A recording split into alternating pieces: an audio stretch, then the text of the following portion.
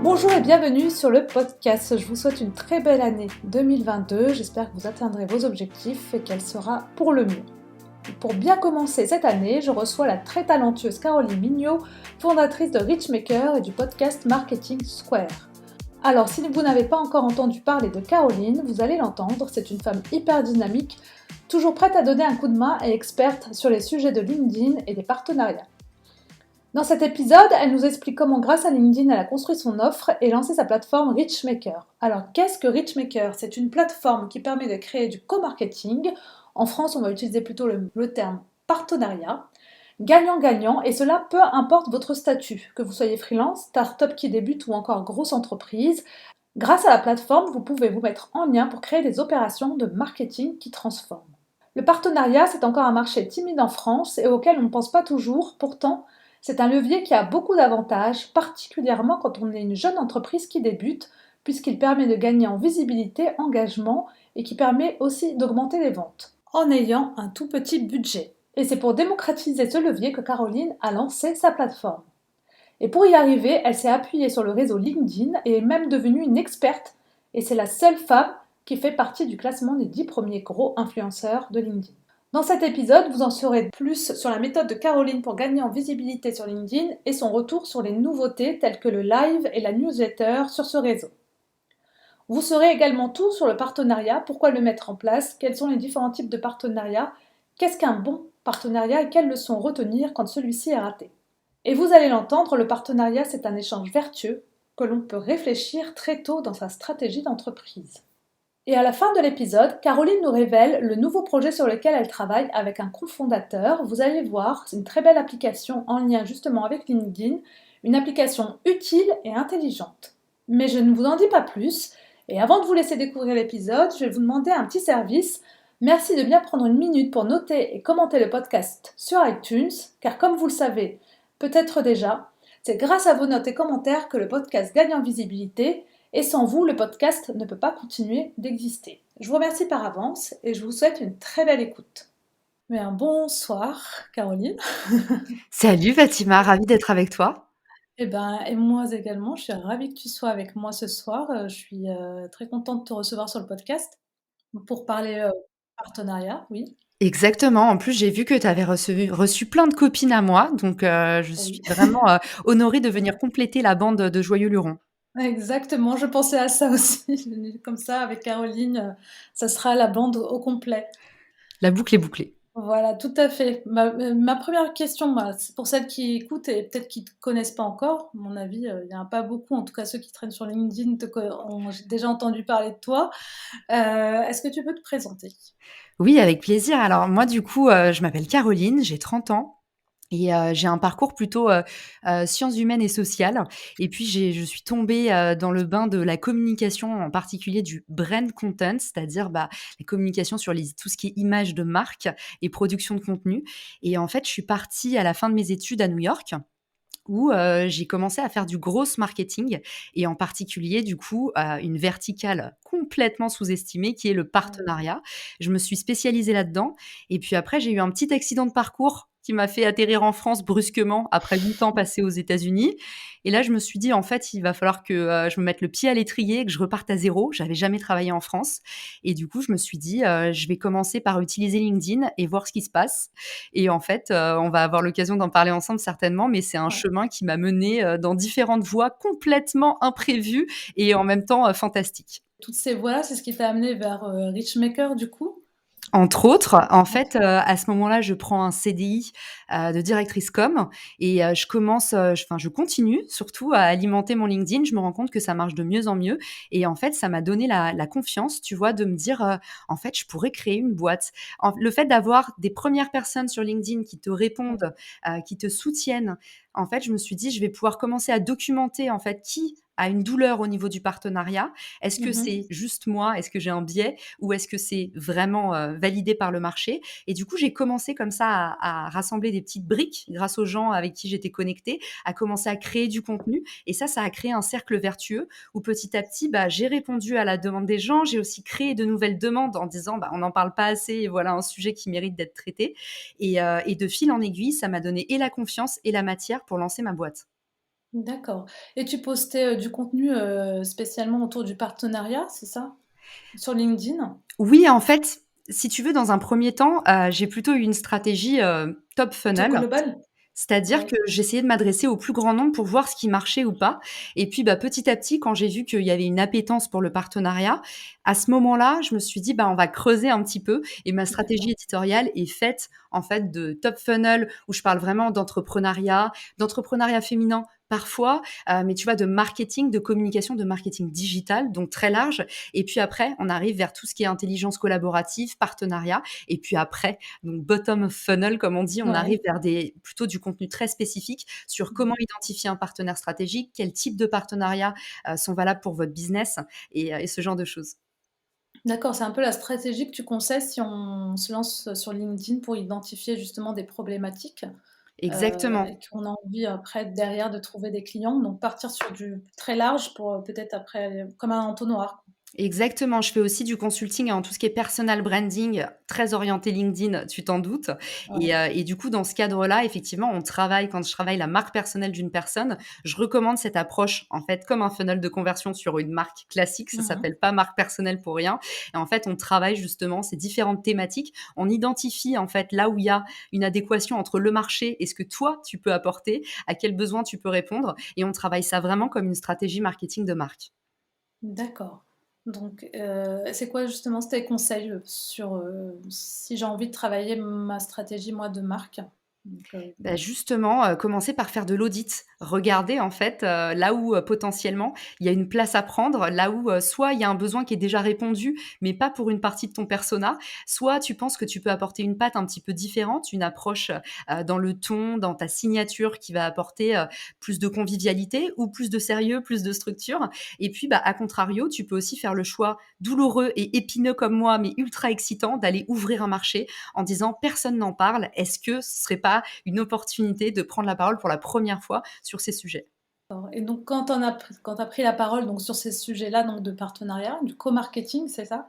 Exactement. Du coup, comment tu as concrètement commencé à mettre en place ton projet? Alors, dans un premier temps, la partie audit, qui est une partie, qui paraît pas du tout sexy, ça fait peur à tout le Ouais. monde. On se dit: «L'audit, c'est fastidieux, c'est du reporting». En fait, c'est le passage obligé si vous voulez être sûr de pas être votre seul client, ce qui est quand même l'angoisse de tout C'est entrepreneur. ça, ouais. Donc en fait, il faut commencer par regarder à la fois là où il y a un trou dans la raquette en termes de thématique et puis Mmh. aussi, bah, là où, on peut travailler son style pour s'améliorer et aller parler le fameux langage de ses clients et du coup, il y a toute une partie audit à la fois édito et stratégique. Ouais. Ensuite, tu vas passer à la mise en application et la mise en application, c'est OK. J'ai compris la demande. Comment est-ce que je vais la traduire pour mon marché? Et là, tu vas commencer à mettre en place, bah, des supports de communication. Donc ça va être des supports pour les réseaux sociaux, ça va être ta landing page, ton site internet, ça va être ton discours commercial dans toute ta partie prospection, tout ce qui est cold email, tout ça, tes pop-up sur ton site et enfin, la dernière partie, ça va être recéter et monitorer tout ça et c'est là où intervient très fort l'approche grosse, l'approche performance marketing, c'est qu'en fait, on jette pas là comme ça des bouteilles à la mer, mais on est rentré dans un système dans lequel on évolue en permanence avec la demande de nos clients. D'accord, et tu l'as lancé maintenant, ça fait combien de temps Hitchmaker? Ça fait Ça du fait un temps? peu plus d'un an. Ça Ça fait fait plus un d'un an? an Ouais, et c'est ça fait déjà. 1 an et 1 mois. Ah oui, c'est d'accord. Donc, tu fêtes l'anniversaire là d'un an, et du coup, au tout départ justement de Richmaker, donc est-ce que tu peux nous rappeler déjà Richmaker? Donc c'est une plateforme de co-marketing, de Exactement. partenariat. En fait, Comment tu nous l'expliques justement, co-marketing, la définition? le co-marketing, c'est tout simplement des actions de communication communes ou croisées que tu vas faire avec un partenaire ou plus. Donc aujourd'hui, il y a 2 choses. Il y a le partenariat. Le partenariat, c'est tout simplement l'alliance de 2 entités ou plus. Et ensuite, ce partenariat se traduit par différentes actions de co-marketing. Et il y a autant d'actions de co-marketing que d'actions marketing. En fait, tu peux tout faire avec un partenaire.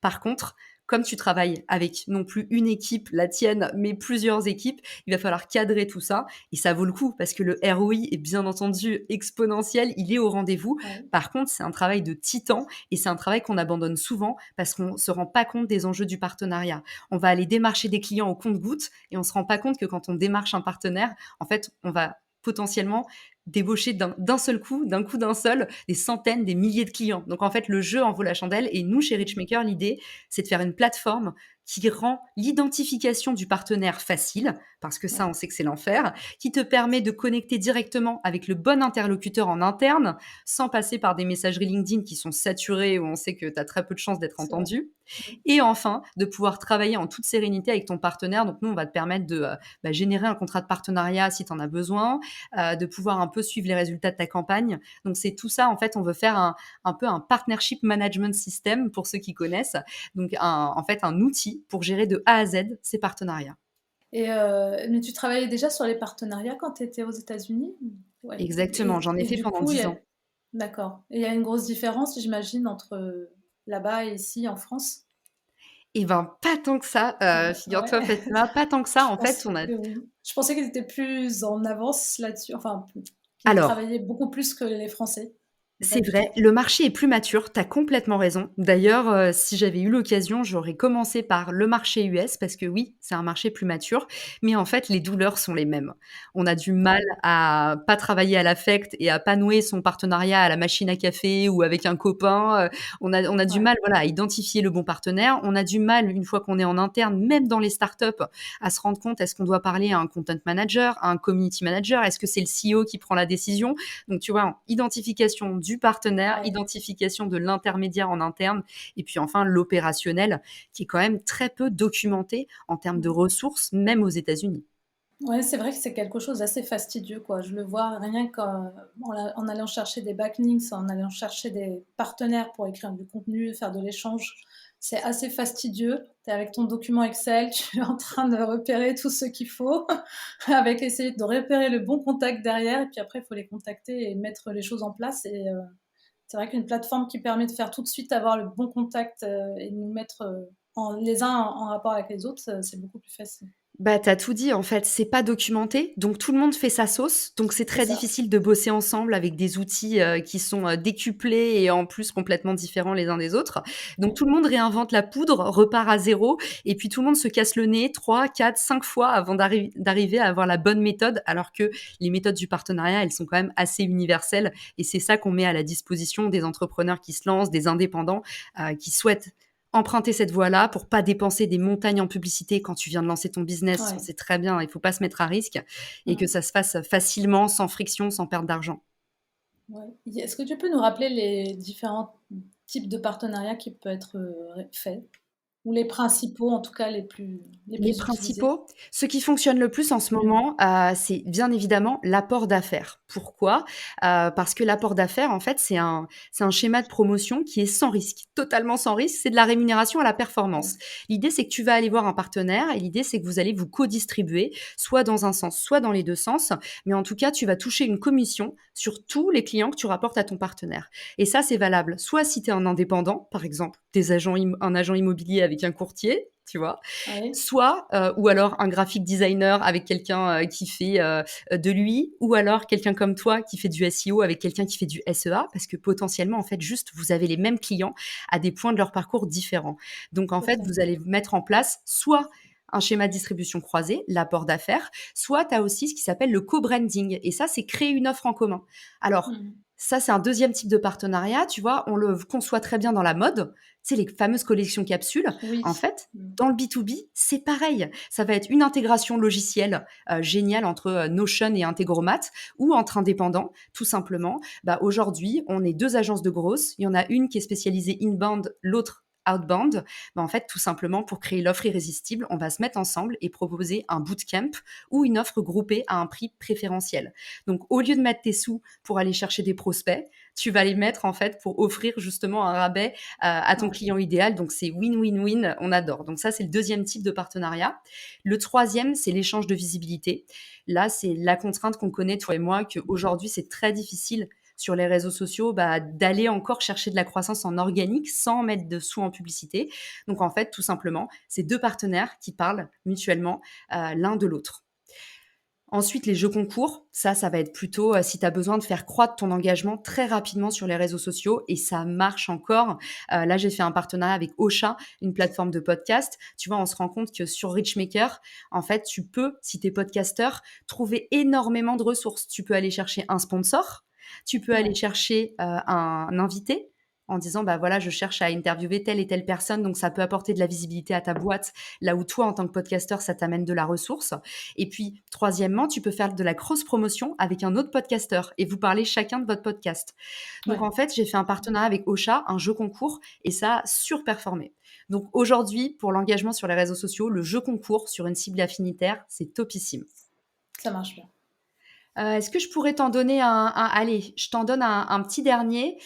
Un petit dernier, donc on a parlé d'affiliation, on a parlé de co-branding, on a parlé, de médias, on a parlé de jeux concours. Qu'est-ce qu'on pourrait faire d'autre? Oui, la distribution. La distribution, par exemple, c'est, aujourd'hui, je cherche, je cherche à être dans davantage de points de vente et à faire des Ouais. actions de communication avec ce point de vente. Par exemple, la marque Respire arrive chez Decathlon. Decathlon n'est pas seulement un distributeur, il va mettre en avant la marque Respire. Donc, tu peux aussi trouver un partenaire qui est distributeur, qui à la fois distribue ton produit et en fait, vous vous mettez d'accord sur un plan média pour rayonner ensemble. Quel intérêt aurait une grande marque de faire un partenariat avec une petite marque qui vient de se lancer? Alors, déjà pour la partie co-marketing, je t'enverrai le lien de ma vidéo YouTube qui traite les 9 actions de co-marketing. À chaque fois, je donne des Ouais, exemples. Je pense que c'est pas mal parce qu'il y a aussi les programmes de fidélité, tout ça. Comme on est dimanche soir, ça met un peu plus de temps à se mettre en place chez moi, mais du coup, je il t'enverrai la y vidéo a pas de pour tous ceux qui sont potentiellement restés sur leur faim. Sur la partie, open innovation, une start-up et une grosse marque. En fait, l'avantage, c'est que la grosse marque, elle met du temps à se transformer. Elle met du temps à se transformer, elle a du mal à rafraîchir ses audiences, elle a du mal à aller parler à une audience de niche parce qu'en fait, le mmh. problème de la grosse marque, c'est que comme elle balaye un très large spectre, bah forcément, parfois aller chercher des audiences plus spécifiques, ça devient plus challengeant à partir d'une communication globale. Donc en fait, pour la startup, elle va bénéficier de la force de frappe du grand groupe. Mais je me doute que ça, tu le sais déjà, mais Ouais. je le rappelle aussi dans le cadre de l'échange entre les deux. Je te Mmh. donne une illustration toute bête. Richmaker, c'est une petite plateforme qui a 1 an, qui a 1750 utilisateurs à terme. Là, on a HubSpot en face de nous, qui est un géant du SaaS, un géant du logiciel en ligne. Et en Mmh. fait, on fait des partenariats avec HubSpot parce que HubSpot sait que moi, dans la communauté Richmaker que je suis en train de créer, il y a Mmh. plein d'entrepreneurs, il y a plein de marketeurs qui sont engagés et qui valuent mon pouvoir de recommandation. Parce que comme je suis une petite boîte, j'ai un lien très privilégié avec mes clients. Donc, la force de la recommandation, la preuve sociale que j'apporte à HubSpot est forte. À côté de ça, HubSpot va m'apporter son autorité. C'est-à-dire que pour Richmaker, signer un gros partenariat avec HubSpot, faire des webinars en commun, travailler du contenu comme des livres blancs, aller chercher des leads ensemble, moi, il m'apporte énormément de volume et de l'autorité. C'est gagnant-gagnant. C'est gagnant-gagnant et ça, en fait, je suis très contente que tu aies posé la question parce qu'en fait, on a des croyances limitantes à se dire: «Je Mmh. n'intéresse pas une marque qui est plus grosse» et moi, j'entends beaucoup dans le partenariat: «Il faut que ce soit d'égal à égal» et c'est pas vrai. Parce que c'est la même chose que dans les relations humaines.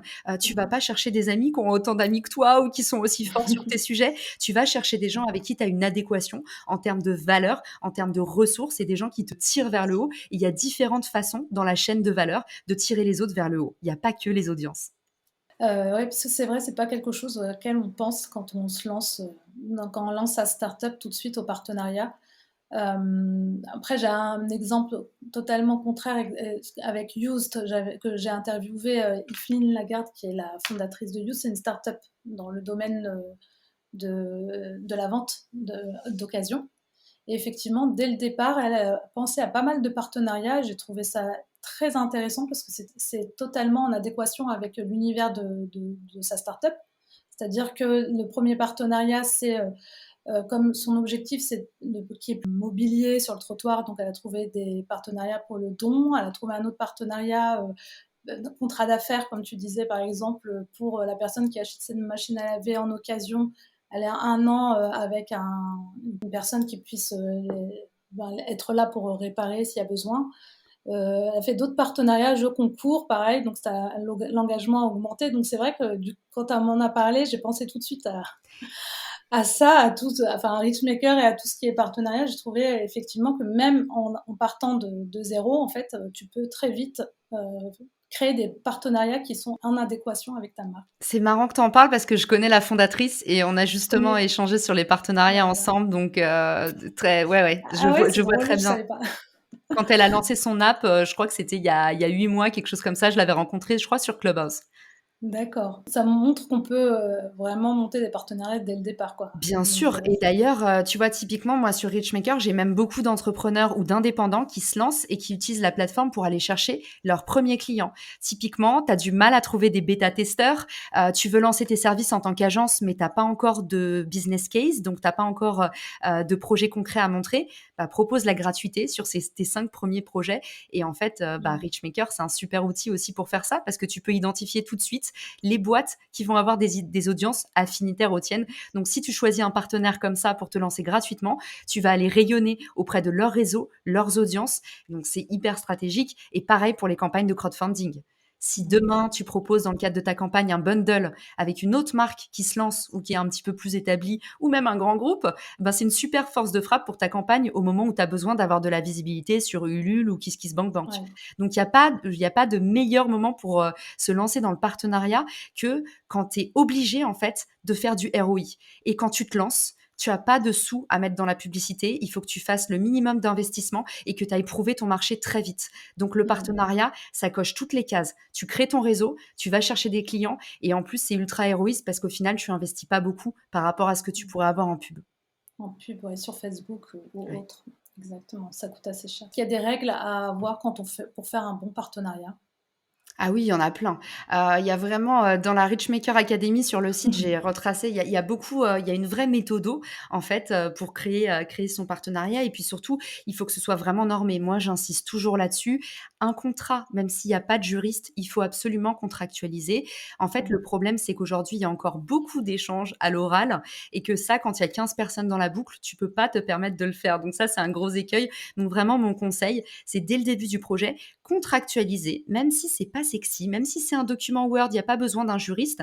Mais tu vois, sur Richmaker, nous, tout de suite, dès la messagerie, quand tu échanges avec ton partenaire, on dit voilà, on vous a auto-généré un petit contrat de partenariat sur telle ou telle discipline. Et comme ça, on sait, voilà ce que je mets dans la balance, voilà à quel moment je vais communiquer, ce que j'apporte dans le partenariat. C'est hyper important pour faire en sorte que l'opérationnel soit posé sur les bons jalons. Mmh. Ensuite, il va falloir que tu coordonnes les différents intermédiaires du projet et que ce soit hyper clair et hyper fluide de qui est responsable de quoi. Donc le mieux, c'est qu'il y ait toujours au maximum 5 personnes qui soient sur le partenariat. C'est les conseils d'Elon Musk. Il faut que tu nourrisses ton équipe avec une pizza. C'est un petit peu la même chose. Il faut éviter de créer des boucles avec 30 personnes, 15 personnes. Il faut vraiment mieux avoir 5 chefs de projet et que ce soit très clair en fait de qui va découler sur quoi et qui reporte de quoi. Et Mmh. puis enfin, je viens de spoiler un peu, le reporting. L'objectif que tu as défini en amont, avant même ton contrat de partenariat, il faut absolument que tu aies aussi défini les métriques à traquer. Et on ne traque pas toutes les métriques. Moi, souvent, je vois des entrepreneurs qui me disent, on traque la visibilité, les impressions, du coup, les ventes, la conversion. Non, vraiment, si vous voulez, surtout si vous êtes une petite boîte, ne partez pas dans l'écueil premier de partir dans tous les sens. C'est un objectif, un résultat, la fameuse North Star métrique en grosse, Ouais. c'est-à-dire votre étoile polaire.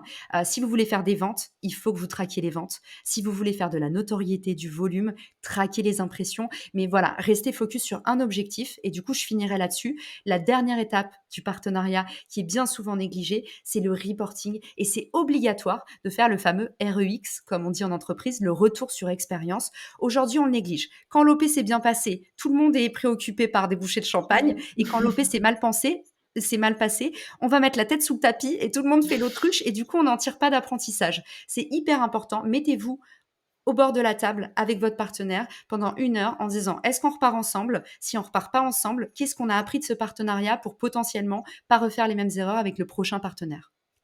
Bien identifier en amont et bien mettre tout ça par écrit. Mmh. Justement, c'est quoi une bonne collaboration entre partenaires? Est-ce qu'il y a une recette qui fait que ça marche bien? Il n'y a pas de bonne ou de mauvaise, non, je plaisante. Si, Recette? si, il y a clairement des bonnes collaborations.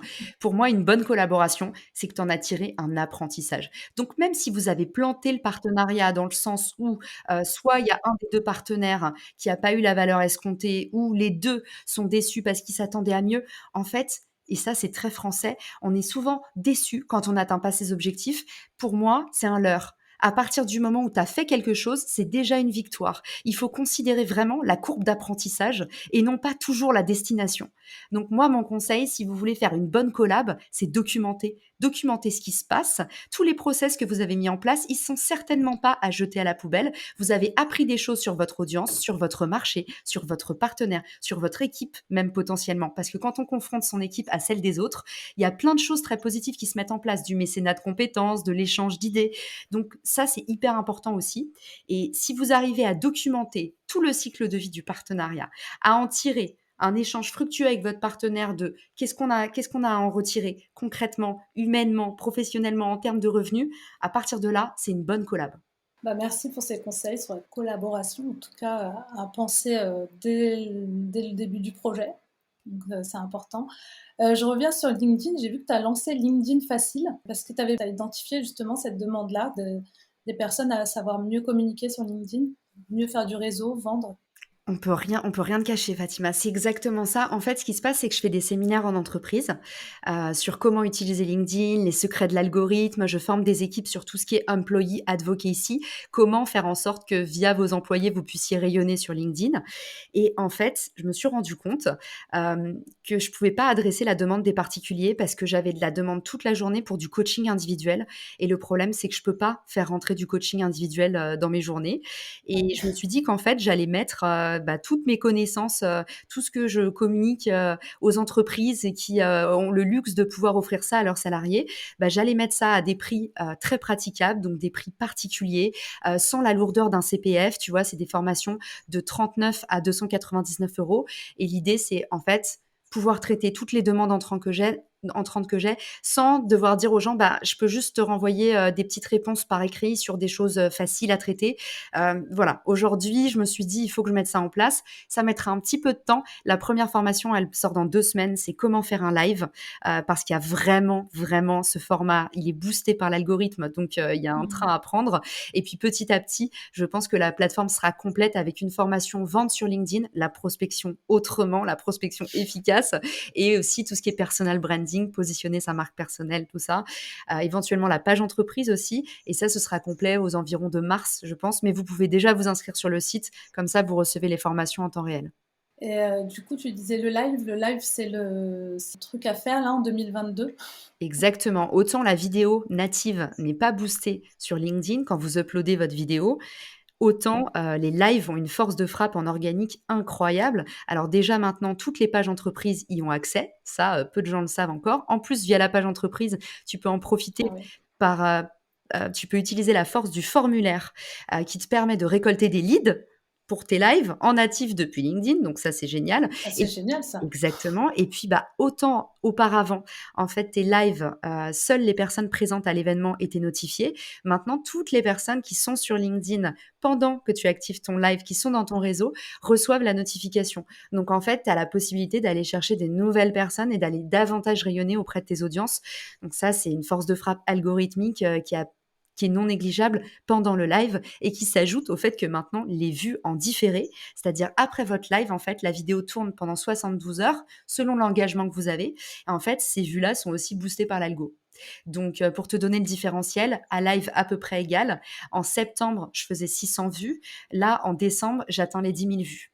Donc, je peux le mesurer pour l'instant que via mon profil parce que c'est trop neuf. Mais tout le monde, à sa hauteur, se rend compte qu'il y a vraiment un boost algorithmique qui est à l'œuvre en ce moment, là, depuis 2 mois sur LinkedIn.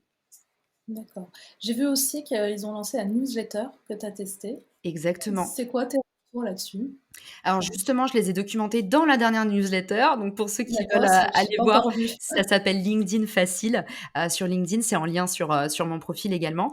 En fait, la newsletter, là, a un énorme avantage. C'est que quand tu la lances en premier, elle va notifier un échantillon à la fois de ton réseau et à la fois de tes abonnés. Et en fait, ils vont recevoir une notification push pour dire Ouais. Caroline a lancé sa newsletter. Donc en fait, pour tous ceux qui ont du mal à aller chercher du lead et qui créent du contenu, qui ont du contenu mais qui ont du mal à le distribuer, en fait, c'est génial parce que à terme, tu vas être dans les boîtes email. Dans un premier temps, quand tu lances, forcément, tu n'as pas d'email, donc c'est ton réseau LinkedIn. Mais en fait, les prochaines newsletters, tous ceux de ton réseau LinkedIn qui se sont abonnés, ils vont recevoir ta newsletter directement dans leur boîte mail. Donc en fait, aujourd'hui, Tu as plus trop besoin OK. d'aller chercher de l'email comme ça. Et puis, l'avantage aussi, c'est que tu vas pouvoir à terme, si vraiment tu veux des emails, scraper ces personnes-là. Donc, tu vois, pour tous ceux qui disent oui, mais du coup, on n'a pas les emails, c'est pas vrai. Tu peux aller les chercher à partir du moment où tu as les contacts. Le petit désavantage, je te mets en garde là-dessus, évidemment, il y a un mais, c'est Ouais. que tu es dépendant de LinkedIn. Donc, en fait, qu'est-ce qui se passe si demain tu te fais bannir ton profil? Qu'est-ce qui se passe si tu as un petit réseau LinkedIn? Bah, tu vas voir, soit tu vas être Mmh. en danger parce que si ton profil LinkedIn saute pour je ne sais quelle raison, ta newsletter saute aussi. Soit, bah, si tu as pas de réseau, bah, tu as toujours la même problématique en fait, c'est difficile d'aller chercher, ces premiers arrivants. Ouais, ouais, c'est l'inconvénient de tout réseau, c'est d'être complètement dépendant de lui. C'est Ouais. vrai, mais il Mmh. faut en tout cas cette fonctionnalité, comme toutes les fonctionnalités sur les réseaux sociaux, sur Instagram, ce serait les Reels par exemple, cette fonctionnalité est boostée parce qu'elle vient de sortir et que LinkedIn veut précipiter l'adoption, faire en sorte qu'en Ouais. France, de plus en plus de personnes l'utilisent. Donc c'est vraiment un train à prendre, mais seulement si vous êtes capable d'être régulier, seulement si vous avez des vraies choses à dire, parce que le risque, c'est, on l'a dit, être Mmh. dépendant de LinkedIn, et puis c'est aussi bah, lasser vos audiences. Donc en fait, si c'est juste pour faire un test, faites attention à ce que les gens se désabonnent pas, parce que s'ils reçoivent la notification et qu'ils voient que c'est un contenu qui correspond pas à leur thématique, qui est trop niche, qui est à côté de Mmh. la plaque ou sous-documenté, ils vont se désabonner à vous. Donc attention aussi à l'effet double Ouais. tranchant. Et très bien, bah, merci beaucoup pour, tous tes retours sur tous ces sujets. Encore quelques questions avant de terminer. C'est quoi tes prochains défis pour l'année 2022? Eh ben, tu tombes bien parce que j'allais te dire que je voulais te parler de mon nouveau projet. Eh ben, Parce que voilà, je m'ennuyais c'est un peu. l'occasion. Je Bah, oui, m'ennuyais non, un c'est peu. pas comme si tu avais rien à faire.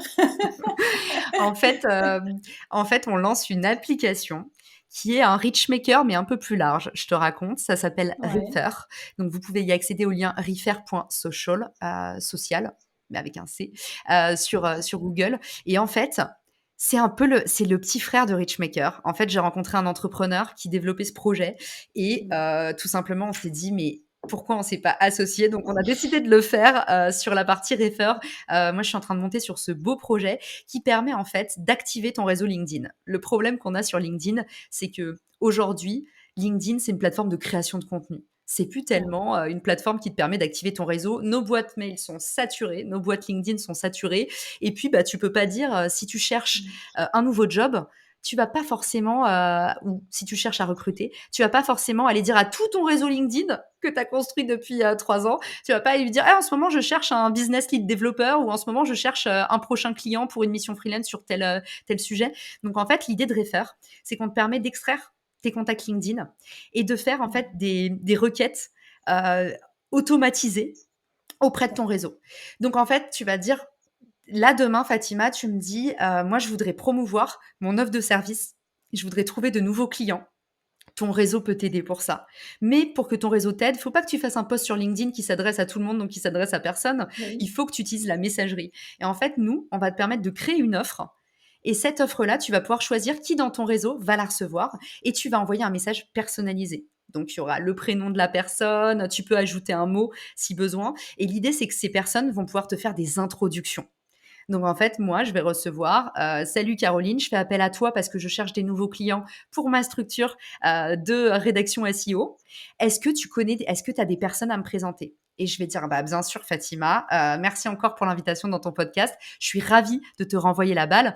Je voudrais que tu discutes avec telle copine. Et du coup, en un clic via l'application Refer, je peux te connecter à ces personnes. Et ça, potentiellement, moi, j'y crois beaucoup parce qu'aujourd'hui, on a des réseaux, on cultive nos réseaux, mais en fait, Mmh. on s'en sert pas tellement. Oui, donc c'est vraiment faire profiter de son réseau à toute personne qui aurait un besoin d'un coup de pouce, en fait. C'est ça, et ça peut être pour de la vente, ça peut être pour du partenariat, pour de l'embauche, pour du recrutement, pour du networking. Tu vois, des jeunes entrepreneurs qui se Mmh. lancent et qui ont besoin de rencontrer des gens dans le secteur de la beauté cosmétique, bah, vont pouvoir aller demander aux gens de leur réseau qui ont du réseau: «Est-ce que tu peux me présenter des gens dans ce secteur-là?» Et en fait, bah, ça, Ah moi, ça, j'y c'est crois génial. énormément. Ouais. Pour moi, c'est Richmaker à grande échelle et donc ça, c'est mon nouveau défi, pour l'année à venir. Et ça sort quand, du coup? Alors, Enfin, tu m'as dit c'est déjà sorti, tu c'est m'as dit déjà en bêta? sorti en bêta D'accord, privée, donc on peut y accéder via d'accord. le site. La nouvelle Mmh. version sort le 27 décembre et c'est une application qui sera gratuite. Donc voilà, pour tous les indépendants qui se lancent, les entrepreneurs, pour moi, C'est c'est d'or génial, en ouais, c'est barre, je vraiment suis ouais, ouais. hyper Bah, là, excitée. c'est une belle manière, en fait, ben, de faire grossir son réseau, par par d'autres personnes, comme tu dis, au moins on n'est pas sur LinkedIn, on n'écrit pas un peu on a l'impression parfois d'écrire à tout le monde et en même temps à personne, en C'est fait. ça. Donc Et c'est tu vois, c'est typiquement dans ma vision de, la collaboration et utiliser, en fait, des humains, comme canaux de distribution et non plus, des régies publicitaires et ça, j'y crois à fond, donc voilà, ouais, non, c'est un super projet ça. J'irai regarder. avec plaisir. Est-ce que tu as des conseils à donner à des femmes qui se lancent dans l'entrepreneuriat, Caroline? Oui, oser. Le ridicule, ça n'existe plus. Il faut absolument oser, il faut absolument y aller. On en parlait en off avec Fatima. Moi, je vais souvent, chercher des speakeuses pour mon podcast, des invitées féminines et souvent, je suis confrontée, au syndrome de l'imposteur et je n'arrive pas à sortir, mes invités EES de cet écueil. Donc voilà, «Ah, c'est mon premier podcast. Ah, je sais pas trop comment faire». Vraiment, encore une fois, c'est l'idée, c'est pas la destination, c'est votre courbe d'apprentissage. On n'est jamais bon du premier coup, mais si vous n'avez pas un premier coup, ça veut dire que vous serez jamais bon. Donc en fait, allez-y, vraiment, osez, faites-vous confiance. Voilà, donc c'est un appel à toutes les femmes qui nous écoutent, oser. Et effectivement, c'est à force d'en faire qu'on apprend de toute façon. Est-ce que tu as une femme dans le paysage entrepreneurial qui t'inspire? C'est pas très original, mais je vais dire Pauline Léniaud. Aussi, on va me dire: «Mais en fait, tu es un clone de Pauline Léniaud, tu fais tout ce qu'elle a fait». Alors sauf la marque de bijoux, d'ailleurs, j'aurais bien aimé, elle est très sympa sa marque. Non, mais pour le coup, Pauline Léniaud, ce que j'adore, c'est que tu vois, c'est une entrepreneure qui partage beaucoup et en fait, ça se sent qu'elle a ça dans les tripes. Donc en fait, elle fait sa marque de bijoux, à côté de ça, elle lance son podcast et en fait, c'est pas un podcast qui parle de bijoux, c'est un podcast qui parle d'aider les autres, de partager sa passion pour ce truc qui grandit en elle et qui fait que, elle a réussi à faire une super belle boîte.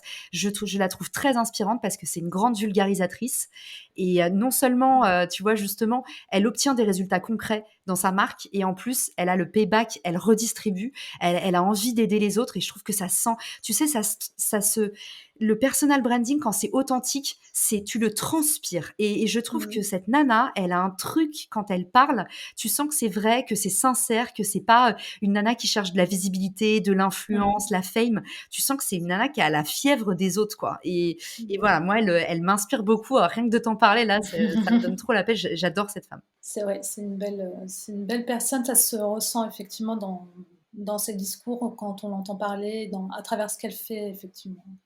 Je suis assez d'accord. Est-ce que tu as un livre, un podcast ou documentaire que tu aimerais nous partager avec nous? Un documentaire, alors il y en a plein. Moi, je suis une mordue de documentaires, donc je vais avoir du mal à choisir. Par contre, il y a un bouquin que j'adore. Alors, c'est pas de la publicité, mais c'est un invité que j'ai eu sur le podcast, que j'ai rencontré sur les réseaux sociaux et en fait, c'est devenu mon ami parce qu'il m'a mais bluffé, Fatima. C'est-à-dire qu'il est arrivé sur mon podcast, le mec est juste j'ai rien eu à monter. J'ai pas eu à faire de montage. En fait, il déroulait le sujet, mais j'avais l'impression qu'on l'avait répété ou que c'était un film et en fait, du coup, il m'a envoyé son bouquin et ça s'appelle «Le guide du copywriting» de Selim Ouais. Middelhofer et honnêtement, le mec est ultra sympa, il est brillant, il connaît très bien sa thématique, c'est un bon vulgarisateur. Son bouquin, il est à son image, je l'ai dévoré et je vais vous dire en plus, c'est que moi, de base, aux US, donc c'est toujours différent dans une langue étrangère, mais j'ai été copywriter. J'ai fait beaucoup, en growth de toute façon, ça passe beaucoup par l'écriture, par l'écrit, Tout convaincre à sur fait, une ouais. page de vente, on a Mmh. besoin de l'écrit tout le temps et tout en connaissant bien ces sujets, j'ai dévoré son bouquin. Donc ne vous dites pas: «Ah mais je connais déjà», parce que sachez que de débutant à expert, vous allez tirer beaucoup de bonheur de ce bouquin. Voilà. D'accord. C'est un bouquin jaune, non? Le Oui, guide du copywriting. exactement. Oui, bah, oui. Oui, oui, je l'ai lu Eh d'ailleurs. ben, est-ce que Ouais tu et très bien. confirmes? Pour être sûr que Je je dise pas de confirme, bêtises. je confirme. Il vulgarise très, très bien le copywriting. Il comprend c'est vraiment très clair et j'ai adoré son bouquin. Et en plus, les bouquins business, je sais pas ce que tu en penses, mais les Français, ils sont en général un peu mous du genou. Autant les Américains, ils ont tellement le goût du Oui, spectacle il y a le que petit truc. Ils ont le truc, quoi. ouais. Mais alors Célim, je trouve que voilà, le bouquin, tu le lis d'une traite et même si c'est des choses Ouais. que tu connais ou que tu as senties, bah, en fait, c'est un grand bonheur. Alors si on veut t'écrire du coup sur LinkedIn, j'imagine. LinkedIn, je fais inbox 0, donc je réponds à tout le monde sur LinkedIn, mais il y a aussi mon Instagram, @Caroline Mignot. C'est vraiment sur Instagram, je poste des blagues. Sur LinkedIn, c'est plutôt, des apprentissages, des ressources. Puis je suis aussi présente sur Clubhouse tous les mercredis, de 9h à 10h, on fait du live coaching pour les entrepreneurs. Donc voilà, vous n'aurez pas de mal à me contacter. Ouais, c'est très facile. Très bien. Merci beaucoup. Merci Caroline. Merci à toi. Merci d'avoir pris le temps ce soir. Et puis, je te laisse le mot de la fin. Le mot de la fin, c'est donner de la force à Fatima. Mettez-lui des petites recos sur Apple Podcast parce que ça compte Ouais, ça beaucoup serait sympa. quand on lance son podcast. Donc voilà, bravo pour ce que tu fais, Fatima. Bravo pour cette lancée. J'espère que ça donnera envie à d'autres. Et n'hésitez pas, mettez un petit avis à Fatima sur Apple Podcast si vous avez aimé le podcast. Voilà. Merci beaucoup. Merci Caroline. Salut Fatima, à la prochaine. Salut. Merci d'avoir écouté l'épisode jusqu'au bout, j'espère que celui-ci vous aura plu. Si c'est le cas, n'hésitez pas à noter l'épisode sur Apple Podcast ou sur votre plateforme de podcast préférée et à laisser un commentaire. Et au cas où vous ne le sauriez pas, je vous invite à vous abonner à la newsletter de New Woman Boss. Vous la trouverez sur le site newwomanboss.fr pour rester au courant des prochaines sorties, prochains épisodes et des actualités dans le domaine du business. Je vous remercie, à très vite pour le prochain épisode.